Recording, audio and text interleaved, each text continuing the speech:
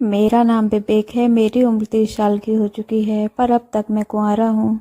ना ही मेरी गर्लफ्रेंड है और ना ही शादी के लिए कोई लड़की मिल पा रही है।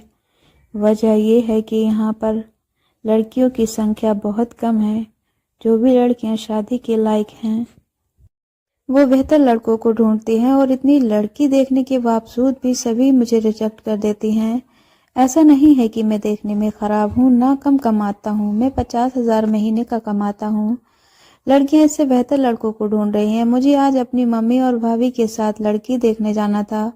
मेरी भाभी मजाक मजाक में कह रही थी, देखना आज लड़की जरूर फाइनल हो जाएगी। मेरी हालत तो इतनी बुरी थी कि मैं लड़की वालों को उल्टा पैसे देने को तैयार था, क्योंकि ना जाने कब से अकेला हूँ। मैं यूं ही तड़प रहा हूँ। मुझे भी एक साथी की जरूरत है। लड़की देखने में इन दोनों के साथ लड़की वालों के घर चला गया था, पर जाकर देखा कि और 2 लोग भी आए हुए हैं इस लड़की को देखने के लिए। मुझे तो बहुत गुस्सा आ गया।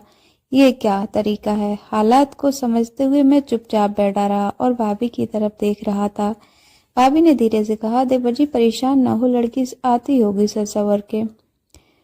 लड़की के पापा ने कह दिया था, जो लड़का हमें इसके ज्यादा पैसे देगा उसी से इसकी शादी करवाऊंगा, और साथ ही जिस लड़के की कमाई सबसे अधिक होगी वहां पर अपनी बेटी को विदा करूंगा। वहां से भी हमें निराश होकर लौटना पड़ा था, और मैं सोचने लगा था कि मुझे और अच्छे काम की तलाश करनी पड़ेगी, तभी जाकर मैं अच्छी लड़की से शादी कर पाऊंगा। मैं काफी उदास था। मेरी भाभी कहने लगी कि हम तो एक शादी में जा रहे हैं, आप भी हमारे साथ चलो, शायद कोई लड़की पसंद आ जाए। मैंने कहा, भाभी इससे फर्क नहीं पड़ता कि मुझे कोई लड़की अच्छी लगे, लड़कियां ही तो मुझे रिजेक्ट कर देती हैं। आप लोग चले जाइए, मेरा मन नहीं लग रहा है। मेरे घर वाले बस पकड़कर शादी में चले गए थे। मैं घर पर अकेला रह गया था और घर के कामकाज में लगा हुआ था कि तभी किसी ने घर का दरवाजा खटखटाया। मैं सोच रहा था कि कौन आया होगा कि कोई दरवाजे को जोर जोर से पीटने लगा था। मुझे तो गुस्सा आने लगा था कि ऐसे जोर जोर से दरवाजा कौन पीट रहा है। गुस्से से ही मैंने दरवाजा खोला तो सामने का नजारा देखकर एक पल के लिए मैं थम सा गया था। मेरे सामने एक बहुत ही हसीन लड़की खड़ी हुई थी। उसके चेहरे पर डर और घबराहट साफ नजर आ रहा था। मैं उसकी आंखों में देख रहा था, वह पीछे मुड़ मुड़ कर न जाने किस से देख रही थी। लड़की करीब 25 साल की होगी और साड़ी पहनी हुई थी। रंग बिल्कुल गोरा था, उसकी आंखें बड़ी बड़ी थी और चेहरा पर न जाने क्या खौफ था। उसकी साड़ी का पल्लू नीचे गिरा रहा था और उसका गोरा जिस्म साफ नजर आ रहा था। मुझे लड़की पहली नजर में ही भा गई थी। मैं सोचने लगा, काश ये लड़की मुझे मिल जाए, पर मैं इंतजार कर रहा था कि लड़की भी कुछ कहे। तभी उसने कहा, कुछ गुंडे मेरे पीछे कर रहे हैं, अगर आप मुझे थोड़ी देर के लिए अपने घर पर छोड़ देते हैं। मेरी हालत ऐसी थी कि मैं बिना कुछ सोचे समझे ही लड़की को अंदर आने को कह दिया। लड़की घर के अंदर आ चुकी थी, लेकिन वह डर से कांप रही थी। मुझसे रहा नहीं गया। मैं अपना हाथ उसे कंधे पर रखा और कहा, घबराओ मत। उसने मेरी आंखों में देखा और आंखों में से मुझे धन्यवाद कहने लगी। मैं अपने हाथों से उसे पकड़ रखा था ताकि उसका डर और घबराहट थोड़ा कम हो जाए। तभी पीछे से कुछ गुंडे वहां पर आ गए। 4 लोग थे। कहने लगे, लड़की को हमारे हवाले कर दो। मैंने कहा, कैसी बातें कर रहे हैं, ये मेरी पत्नी है। मैं अपनी पत्नी को तुम्हारे हवाले कैसे कर सकता हूँ? एक आदमी गुस्से से कहा, झूठ कह रहे हो तुम, ये तुम्हारी पत्नी कैसे हो सकती है? हम लड़की के बगैर तड़प रहे हैं। आज इस हसीन लड़की का मजा लेंगे, इसे हमारे हवाले कर दो। मैंने कहा, खबरदार, जो मेरी पत्नी को तरफ आंख उठाकर भी देखा तो। ये बाहर क्या निकली?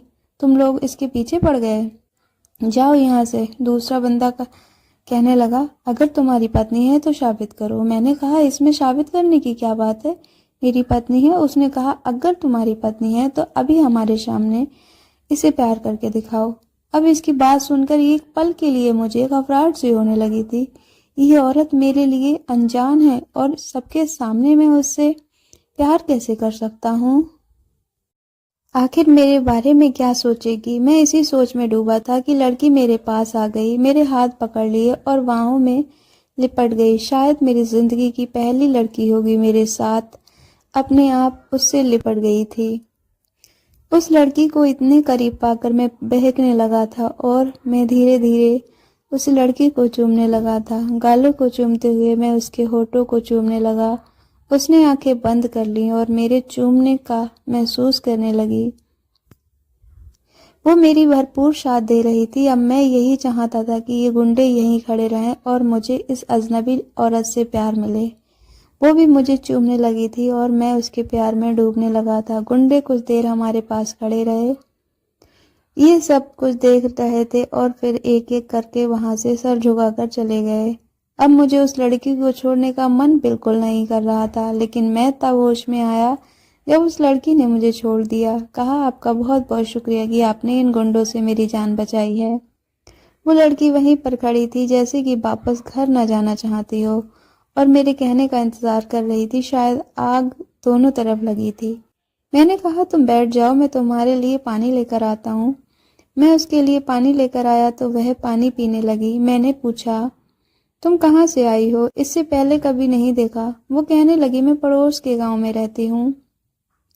मैं यहाँ काम की तलाश में आई थी कि गुंडे मेरे पीछे पड़ गए। मैंने कहा, हमारे शहर का हाल ही ऐसा है। इस इलाके में लड़कियों की संख्या इतनी कम है कि लड़की देखते ही लोग पीछे पड़ जाते हैं, पर तुम यहाँ उस पर सुरक्षित हो। तुम चाहो तो आज की रात यहाँ पर रुक सकती हो। न जाने बाहर तुम्हारे लिए क्या खतरा छुपा है। मेरी बातें सुनकर उसकी आंखें चमकने लगी थी। मैं रसोई में जाकर रात का खाना बनाने लगा था। वह भी मेरे पास आ गई और मुझे काम के लिए मदद करने लगी थी। उसकी खुशबू से मैं पागल हो रहा था। बहुत ही मुश्किल के साथ मैं अपने जज्बात पर काबू कर पाया था। मुझे मन कर रहा था कि उस लड़की के से सारी रात प्यार करूं। उस लड़की की खुशबू मेरे होशो हवास उड़ाने के लिए काफी थी। काश इस अप्सरा सी खूबसूरत लड़की को मैं अपना बना सकूं। अब मेरे दिमाग में कुछ और नहीं था, बस यही लड़की घूम रही थी। काम करने के बहाने मैं उसे बार बार छू रहा था। आखिरकार हिम्मत करके मैंने पूछा, तुम अब तक शादी नहीं की क्या? उसने ना में सर हिलाया। मैंने सोचा कि यही से मेरे पास मौका है। अगर ये लड़की मेरे प्यार में डूब जाए तो शादी के लिए मान जाएगी और मेरी जिंदगी संवार सकती है। न इस लड़की की जिंदगी के बारे में मैं कुछ जानता था। कहाँ से आई है या अजनबी लड़की है, आखिर क्या करती है, इससे मुझे कोई खतरा तो नहीं। बिना सोचे समझे ही मैं उससे पर फिदा हो चुका था। मुझे ये लड़की हर हाल में चाहिए थी। खाना बनाकर हम दोनों ने साथ खाना खाया। मैंने कहा, अब सो जाओ, और उसे लेकर सीधे अपने कमरे में आ गया। मैंने कहा, ये मेरा कमरा है, हमें साथ ही सोना पड़ेगा। तुम्हें कोई दिक्कत तो नहीं है ना? बाकी कमरे मेरे घर वालों के हैं और वहां पर हम नहीं सो सकते। न जाने क्यों मेरी बात से उसका चेहरा चमक उठा था। अचानक उसने मेरा हाथ पकड़ लिया और कहा, आपका बहुत बहुत शुक्रिया। मैंने अपने हाथों से उसका हाथ थाम लिया था। कहा, तुम कमाल की खूबसूरत हो। मैंने तुमसे हसीन लड़की आज तक नहीं देखी। अब मैं उसके बिल्कुल करीब आ गया था। इस मौके का पूरा फायदा उठाना चाहता था। उस हसीन लड़की को अपना बनाना चाहता था। वो मेरे बिस्तर पर लेटी थी। मैं उसके ऊपर टूट पड़ा, लेकिन उसके बाद सब कुछ अंधेरा सा हो गया था। उसके बाद मुझे क्या हुआ मुझे पता नहीं। मुझे कुछ भी याद नहीं था। जब सुबह नींद खुली तो सुबह के 10 बज चुके थे। मुझे तुरंत उस हसीन लड़की का ख्याल आया। मुझे इतना याद था कि मैं उसके ऊपर और उसे प्यार करने लगा था, लेकिन उसके बाद सब अंधेरा छा गया था। मैं अपने दिमाग पर जोर डालने लगा कि तभी बाहर से चीखने चिल्लाने की आवाज आने लगी। मुझे कुछ भी समझ में नहीं आ रहा था कि बाहर कौन चीख चिल्ला रहा है। तभी ध्यान आया कि ये आवाज तो मेरी भाभी की है और शायद मेरी माँ भी इसके साथ चिल्ला रही थी। मेरा भैया भी मेरा नाम लेकर पुकार रहा था। मेरा सर बहुत भारी हो गया था और आंखों के सामने अभी सब धुंधला सा लग रहा था। कुछ ही देर में वह तीनों मेरे कमरे में आ गए। कहने लगे, ये सब कुछ क्या है?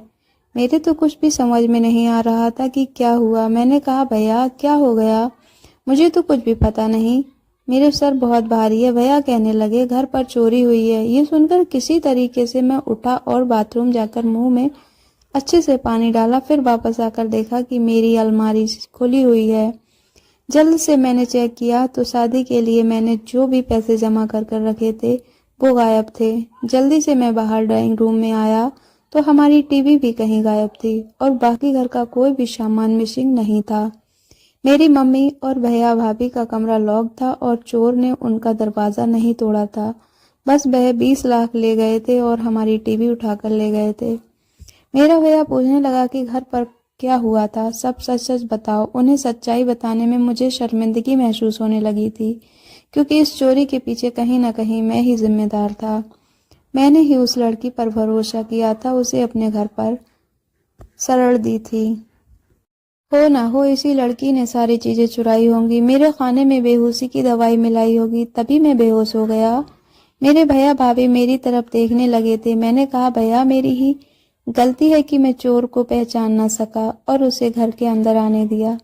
मैंने उन लोगों की सारी कहानी बता दी, पर मुझे बहुत शर्मिंदगी महसूस हो रही थी। आज मेरे हवस की वजह से ही मेरे घर पर इतना बड़ा हादसा हुआ था। एक खूबसूरत अनजान लड़की को यूं ही मैं घर पर रहने दिया था। शायद उस लड़की को पहले से ही मालूम हो चुका था कोई घर पर नहीं है और मैं कुंवारा और बिल्कुल अकेला हूँ और लड़की की तलाश कर रहा हूँ। हो सकता है वो गुंडे भी उसके साथ मिले हुए थे। हम पुलिस स्टेशन पहुंच चुके थे और सारी बातें पुलिस को बता दी थी। पुलिस कहने लगी, ऐसा एक ग्रुप काम कर रहा है और भी कई सारे घरों में उन्होंने चोरी की है। पर मैं उस लड़की को तलाश करने लगा था जो यूं अकेलेपन का शिकार मर्दों का फंसाकर चोरी करती थी, क्योंकि मैं दिल ही दिल उसे लड़की को चाहने लगा था। उसने मेरे पैसे भी चुराए थे, मैं उसे हर हाल में हासिल करना चाहता था। 6 महीने की तलाश करने के बाद एक रोज मुझे वो लड़की मिल गई। मुझे देखते ही बहुत घबरा गई थी। मैंने कहा, मैंने तुम्हें अपना दिल दिया और तुमने उसके बदले मेरे घर पर चोरी की।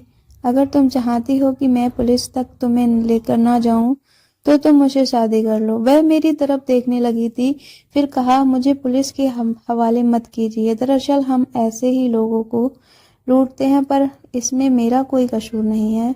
जो 4 लोग मेरे साथ थे वो मेरे चचेरे भाई हैं और मुझसे जबरदस्ती ये काम करवाते हैं।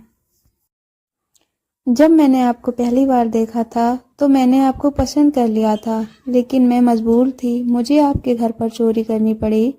मैं आपसे शादी करने के लिए तैयार हूँ। आप मुझसे शादी करके इस मुसीबत से बचा लें। मैंने उस लड़की से शादी कर ली थी। भले ही उसने मुझे एक बार धोखा दिया था, पर फिर भी मैंने उस पर विश्वास कर लिया था, उसे अपने घर ले आया था और उस लड़की ने बहुत प्यार से मेरे घर को संवारा था। तो दोस्तों, कहानी कैसी लगी कमेंट कर ज़रूर बताइए। वीडियो को लाइक कीजिएगा, अपने दोस्तों में शेयर कीजिएगा।